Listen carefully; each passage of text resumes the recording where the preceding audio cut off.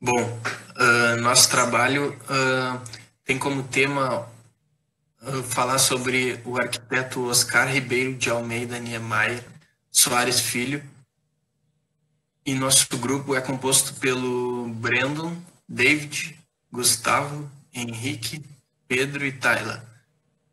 Trabalho este é apresentado para a disciplina de Arquitetura e Urbanismo, disciplina que é ministrada pela professora Karen Melo da Silva. Bom, Oscar Niemeyer foi um engenheiro arquiteto brasileiro, formado em 1934. Foi um arquiteto fundamental para o desenvolvimento da arquitetura moderna, tanto do Brasil quanto do mundo também.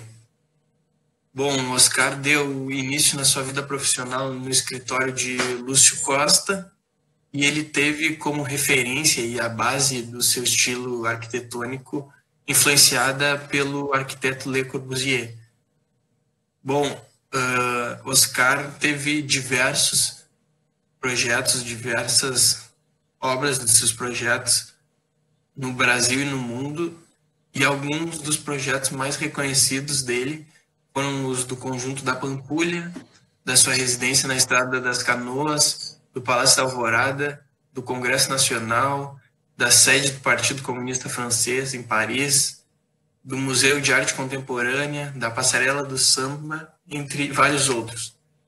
Bom, ele teve como reconhecimento o recebimento do prêmio Lenin da Paz, porque ele foi responsável por se comprometer bastante durante sua vida em estabelecer paz e pregar esse tipo de objetivo. Ele teve recebimento do prêmio Pritzker de arquitetura, que é um dos maiores prêmios para os arquitetos, e ele teve também como muito importante o título de arquiteto do século XX no Brasil, entre diversos outros prêmios. Bom, Niemeyer gostava de trabalhar com formas arredondadas e ele tinha um estilo único que privilegiava as formas monumentais, simbólicas e esculturais.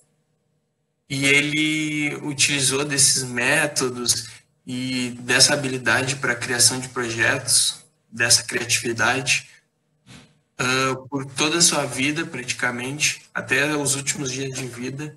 E ele faleceu em 2012 com 104 anos de idade.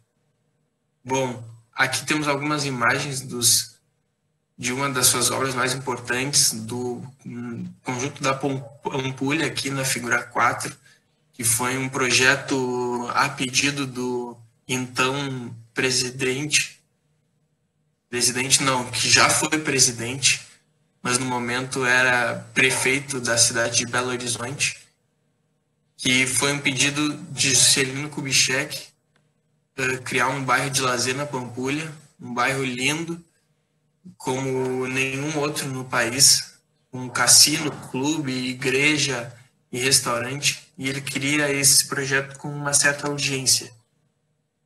Niemeyer diz que esse foi um dos projetos que deu início na vida dele como arquiteto. Ao lado temos a figura do projeto e da obra pronta da Casa das Canoas, que era e foi por algum tempo a residência onde Niemeyer morou, que foi um projeto em que ele teve inteira liberdade, que ele pôde se adaptar aos desníveis do terreno sem modificar, podendo ter criatividade com as curvas, permitir que a vegetação penetrasse na residência. Ele não queria permitir tantas linhas retas. Ele criou salas para estar em uma zona de sombra, para que tivesse algumas partes envidraçadas e pudessem ficar transparentes. Também temos na figura 6 o Palácio da Alvorada, na 7 o Congresso Nacional, temos o Museu de Arte Contemporânea e também o Sambódromo, mais conhecido como Passarela do Samba, no Rio de Janeiro, que foi um empreendimento com caráter humano e cultural, inesperado na carreira dele, e que foi considerado um dos centros de maior cultura no país. Então, seguindo em relação a essas grandiosas obras que o Niemeyer fez ao longo da sua vida, a gente também tem muitas contribuições da Niemeyer para a habitação. Niemeyer fez uma série de projetos ao longo da vida, assim, muitas residências, ele fez muitos conjuntos habitacionais, ele fez muitos edifícios, tanto multifamiliares, unifamiliares. Ele sempre era um cara assim que estava sempre, nunca estava parado, estava sempre projetando alguma coisa.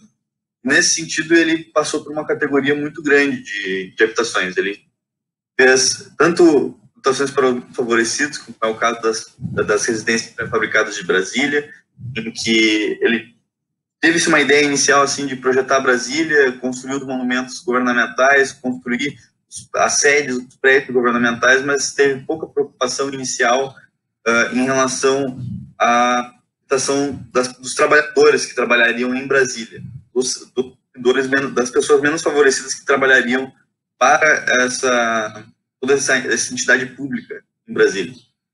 E, nesse sentido, foi projetado as residências pré-fabricadas de Brasília, que tinham como objetivo trazer uma alternativa menos custosa para esses trabalhadores, em que se consistia em blocos, em formas de container, que seriam empilhadas um em cima do outro, de lado a lado e um em cima do outro, de forma a manter a existência de jardins internos no centro no vão entre essas residências, de modo que a gente não alterasse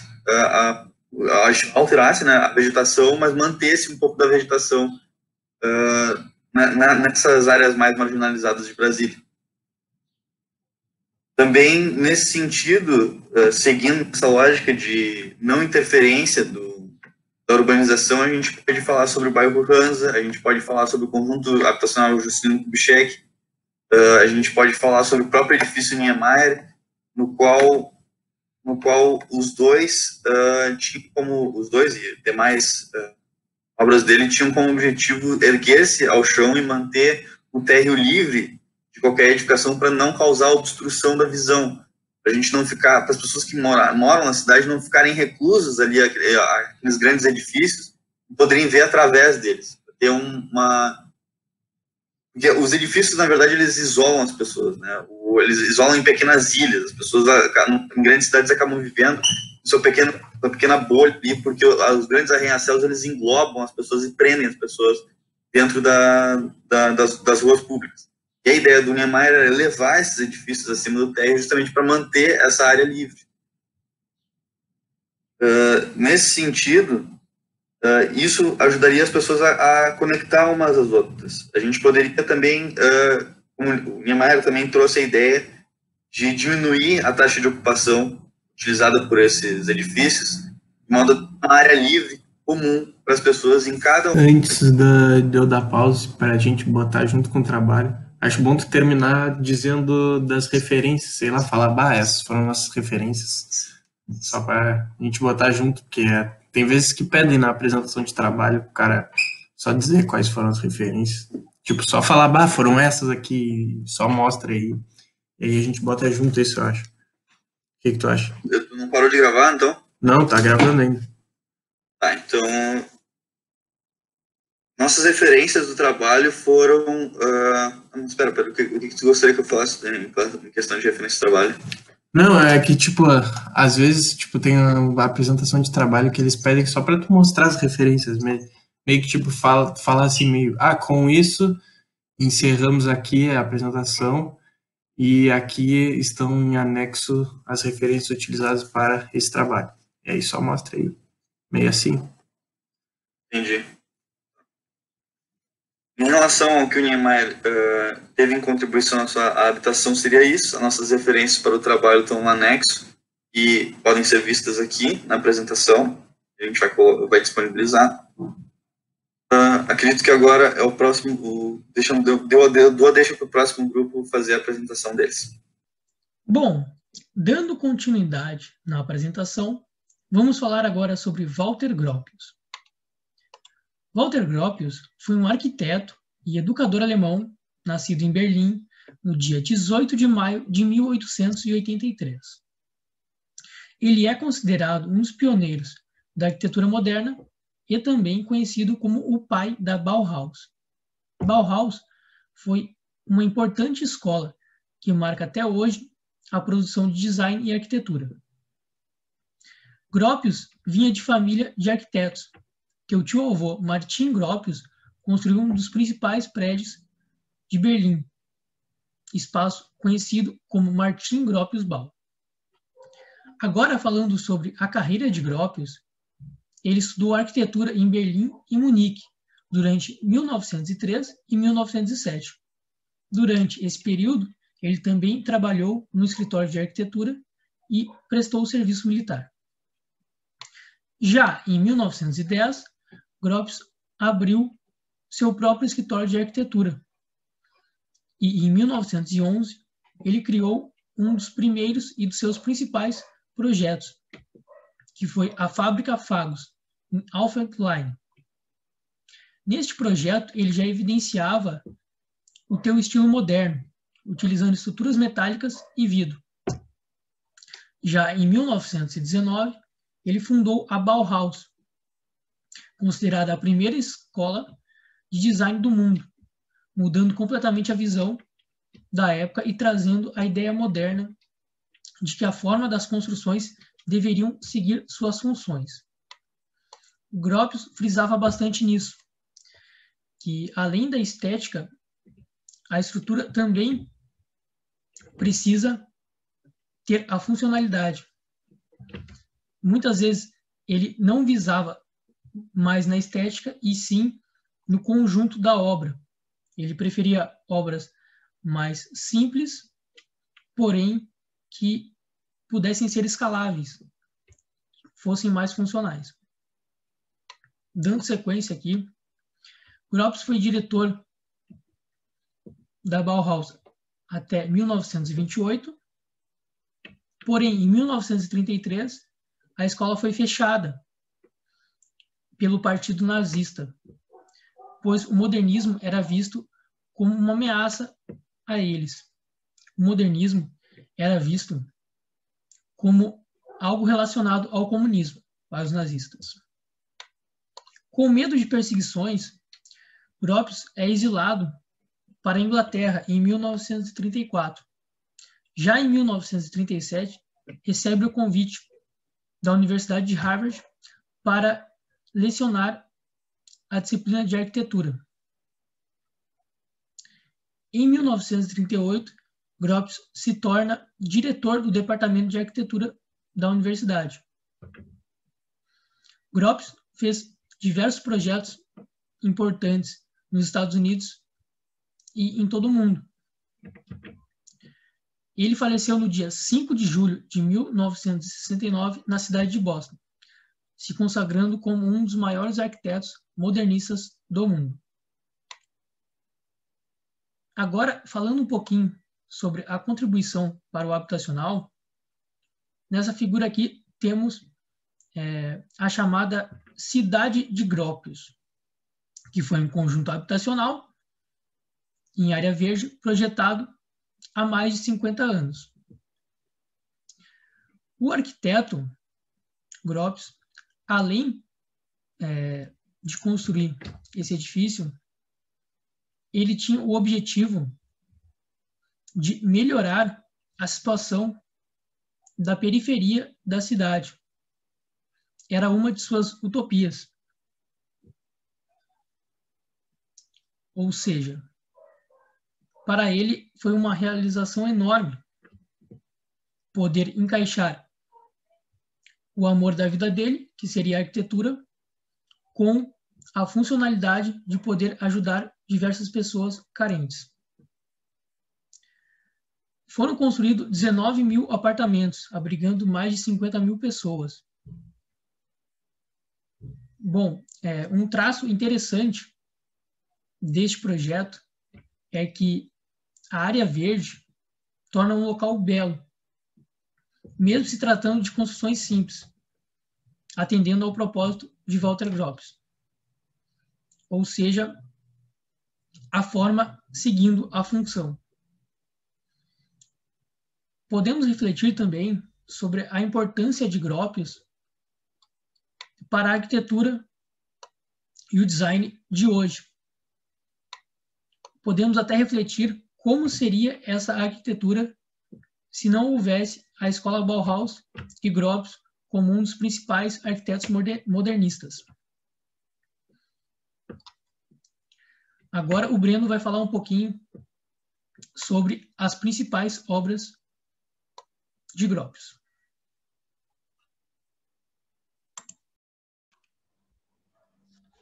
Bom, dando continuidade aqui ao trabalho, eu vou falar um pouquinho sobre algumas obras de destaque do nosso arquiteto estudado.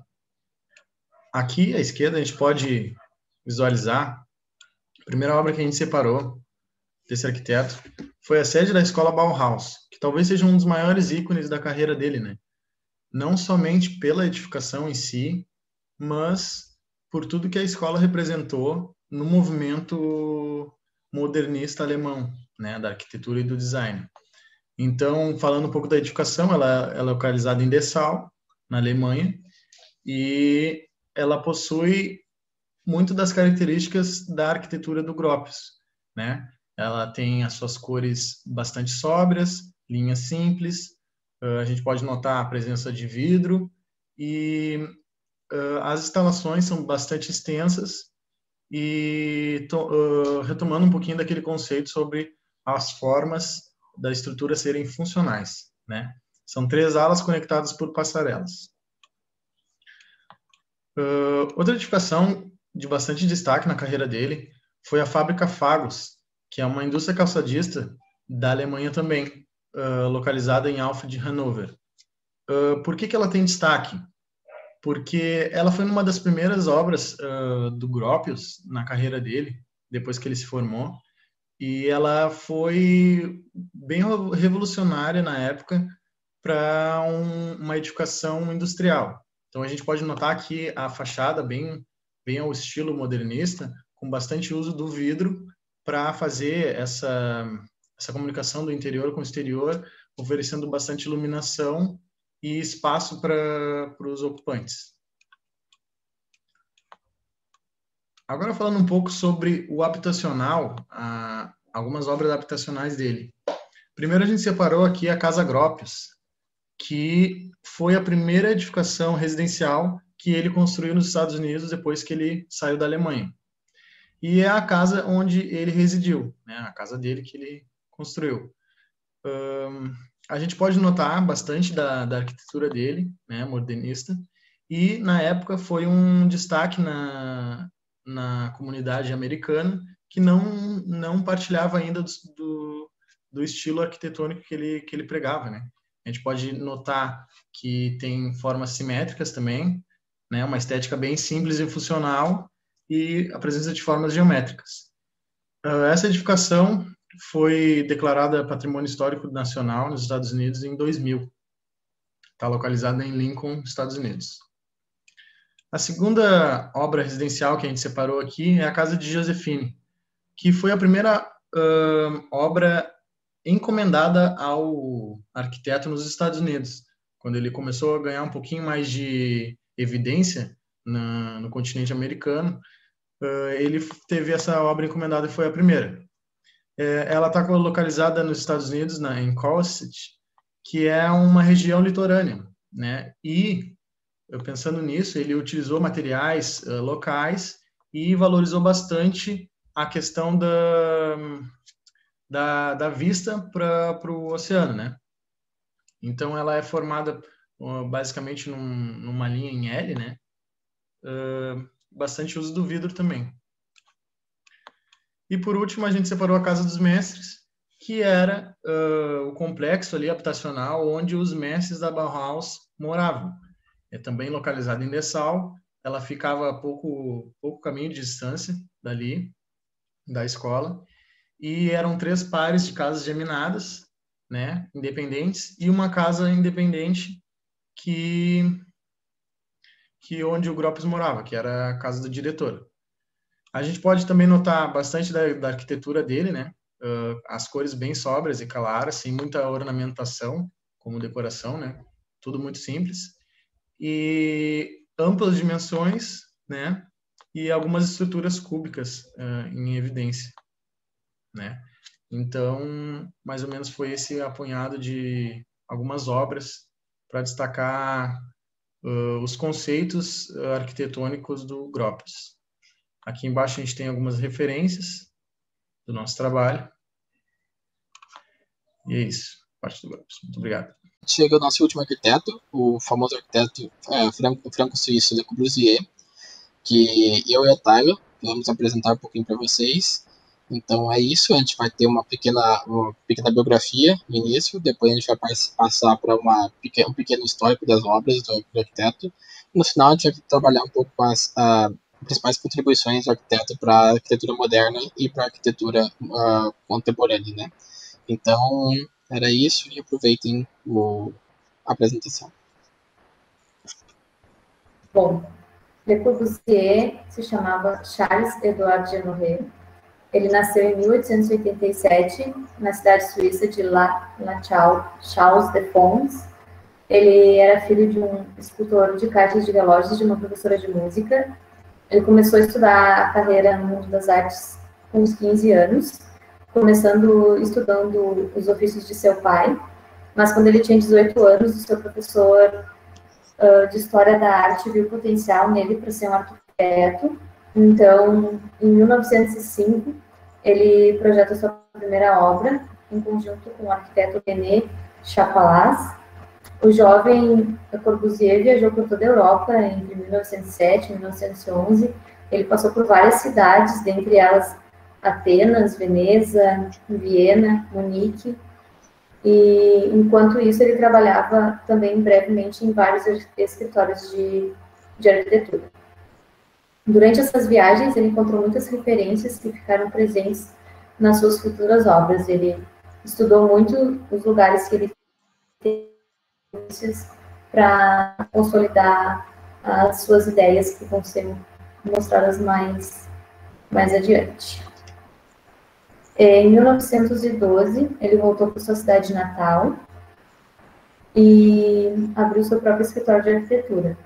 Depois ele se mudou para Paris em 1917, onde ele cunhou o seu famoso termo das máquinas de morar, que vai ser um pouquinho explicado também mais adiante. Ele assume seu nome de Le Corbusier como sua persona na arquitetura em homenagem ao seu avô materno. E Le Corbusier morreu em 1965 devido a um afogamento e foi sepultado em um túmulo que ele mesmo projetou. Tem uma frase famosa dele: mudar a vida pela arquitetura. Le Corbusier considerava a arquitetura muito mais do que uma questão estética ou técnica. Ele acreditava que a arquitetura era uma maneira de transformar as nossas vidas cotidianas, em conjunto com a filosofia e as artes aplicadas. Dessa forma, ele contribui para o desenvolvimento de uma cultura contemporânea para todos através da adequação dos espaços e objetos de um espaço compartilhado. Falando um pouquinho, aqui tem as principais obras mais notáveis dele. Vou comentar sobre as três principais.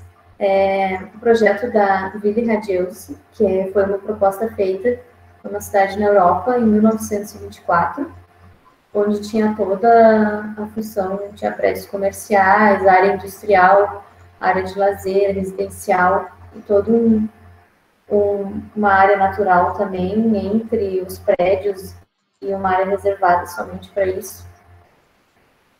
Não chegou a ser executado, mas foi um projeto também que serviu de inspiração para muitos outros. A Vila Savoy, que foi uma residência construída em 1929, foi um dos projetos mais notáveis dele também, porque nesse projeto está presente todos os 5 pontos da arquitetura que ele considera como mais importantes, depois também vão ser explicados. E um projeto das comitês de habitação em meados de 1950. O mais conhecido deles é o de Marsella, na França. Foram prédios feitos para habitação das pessoas no pós-Segunda Guerra Mundial, um projeto de reestruturação da das moradias das pessoas nessas cidades que foram devastadas pela Segunda Guerra. Então, dentre as muitas contribuições que Le Corbusier trouxe para a arquitetura moderna e a arquitetura contemporânea, a gente escolheu 3 pontos principais que a gente sente que afetaram mais a nossa vida, né? E esses foram o modular, os 5 pontos da nova arquitetura e a unidade de habitação. Então, eu vou falar um pouco de cada um deles para vocês. Vou começar pelo modular, que é um sistema de proporções desenvolvido pelo Le Corbusier, seguindo passos de grandes pesquisadores, grandes cientistas da época não, cientistas do mundo, como Vitruvio e Da Vinci. Então, seguindo os passos desses grandes pensadores, Le Corbusier busca uma forma de determinar as proporções humanas e como essas proporções se relacionam com o ambiente, né? Então, como forma de escapar do sistema métrico, que ele considerava um sistema muito deslocado do ambiente humano e separava muito o corpo humano da arquitetura, coisa que nunca tinha acontecido antes na história da arquitetura, porque até a Revolução Francesa, todas as unidades que haviam sido usadas para a arquitetura, elas eram relacionadas ao corpo humano. Então, a partir do momento que nós adotamos o metro, que é um sistema de unidade que usa coordenadas globais como base, como sua base, nós estamos distanciando o corpo humano, distanciando o usuário e o arquiteto do projeto de arquitetura, da residência, da edificação em si, né? Então, o Le Corbusier, seguindo os passos da Vinci, vai lá e cria o modular, que é um método de proporções, usando proporção áurea, sequência de Fibonacci e o corpo humano, para tentar achar proporções e medidas que sejam eficazes e eficientes na construção de residência, né? Então, o modular foi muito difundido, muito usado nas obras deles. E aí tem dois tipos de modulores, que o primeiro foi lançado em 1948 por ele, e contava com uma base de um humano de 1,75 metros de altura. E o segundo foi lançado logo depois com uma base um pouco maior, que, segundo ele, abrangia uma população maior, uma parcela maior da população, que esse sim usava um humano base com 1,83 metros de altura, né? Ainda assim, ele é muito criticado hoje em dia por não abranger uma parcela significante da população, o modular, no caso. Ele é muito voltado para um homem caucasiano, e nós sabemos que essa é uma parcela um pouco pequena da população. Então, o modular, hoje em dia, ele caiu um pouco em desuso. Ele ainda é muito importante, mas ele é usado como objeto de base, não como objeto fim, né? Então, é importante a gente ver uma gama de variações em que várias pessoas de várias fisionomias se encaixam. Então, por isso, o modular, há muita crítica ao modular nos dias atuais. Aí, passando para os 5 pontos da arquitetura, a gente tem que é o principal estudo de Le Corbusier, a principal contribuição, provavelmente, da arquitetura de Le Corbusier, foi esses 5 pontos da nova arquitetura. Foi um estudo que ele fez logo no início da carreira dele, e que seguiu durante toda a carreira dele executando o resultado desse estudo, né? Então, ele propôs esses 5 pontos, que eu vou mencionar logo em breve, e em 1929 ele executou a Villa Savoy, que contempla todos esses pontos com perfeição, e é a obra-prima dele até hoje. Então, o impacto que os 5 pontos causaram na arquitetura moderna e contemporânea, que causam até hoje, é enorme. A gente vê casos usando essas referências até hoje e arquitetos usando essas referências até hoje, apesar de haver muitas críticas a elas também. Então, o primeiro ponto é a casa sobre pilotis, né? Então, o primeiro pavimento da residência ou da edificação seria elevado, seria feito por pilotis, e a edificação seria elevada de forma a permitir uma circulação do primeiro pavimento de carros ou de pedestres, ou seja o que for. E isso acabou evoluindo por nossos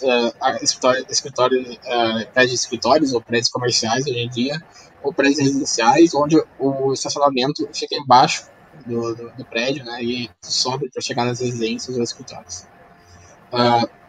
Planta livre, no momento onde a planta do edifício, as paredes do edifício, elas eram uma parte importante da estrutura. O Le Corbusier propõe que a estrutura de sustentação da residência ou da edificação seja uma parte, a parte da de vedação, para que a gente possa ter uma alocação e realocação de paredes sem afetar a estrutura da edificação.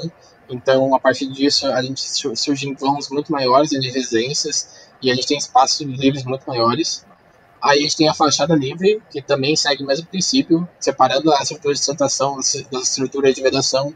Nós conseguimos fazer aberturas maiores, conseguimos ter uma fachada mais flexível, e então a gente consegue fazer o próximo ponto dos 5 pontos da arquitetura, que é a janela e fita, que são janelas com grande extensão horizontal e que permite uma grande iluminação e ventilação, mas que não isso é possível se as paredes de vedação ainda funcionassem como estrutura de sustentação, né?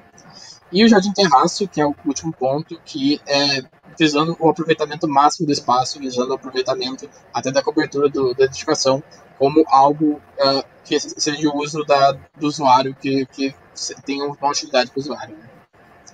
E aí, partindo desses 5 pontos, e com muita presença desses 5 pontos, a gente tem as unidades de habitação, que a mais famosa dela é a de Marsella, que nem a Taiga já falou. Elas surgiram assim, com uma necessidade muito grande no final da Segunda Guerra Mundial. Se precisava de muita habitação, havia muitos abrigados, havia muitos prédios destruídos, a Europa estava dizimada, principalmente França, Alemanha, esses países. Então o Le Corbusier surge junto com Nadir Afonso, idealizando as unidades de habitação como um grande edifício modular, vertical, que era uma novidade para a época. Muita gente pensava que edificações para muita gente, por exemplo, 1.600 pessoas que tinha Marsella, eram mais eficientes ser horizontais, ou era melhor ser horizontal, mas Le Corbusier não, ele pensou em um edifício vertical. E foi assim que surgiu a ideia da unidade de habitação de Marsella, e que ficou conhecida como Cité Radieuse, que quer dizer cidade radiosa em francês, justamente por não se tratar só de um conjunto habitacional, ela era uma cidade, não uma cidade, assim, né? Le Corbusier não pensou só em construir um lugar onde as pessoas vão morar, era uma cidade, tinha áreas de lazer, tinha comércios, tinha tudo que tu pudesse precisar ali naquele mesmo prédio. Então, como eu falei, tinha uma área de lazer na cobertura, muito visando os 5 pontos da nova arquitetura que ele mesmo desenvolveu. Então, as áreas de lazer ficavam lá, tinha pista de corrida na cobertura, tinha um clube na cobertura, tinha piscina na cobertura, tudo isso ficava na cobertura, e visando muito a ter uma área de lazer num espaço que antes não era aproveitado, né? Aí, também visando os 5 pontos da arquitetura, assim, tipo, todos estão presentes, todos estão muito presentes, mas a fachada do edifício é uma que é um pouco diferente das outras obras dele, né? A fachada dessa edificação é em concreto cru, é em concreto bruto, enquanto as fachadas das outras obras são sempre branco, um branco simples. E isso é uma diferença das outras habitações, mas é uma diferença que levou ao surgimento do brutalismo e de outras vertentes da arquitetura também.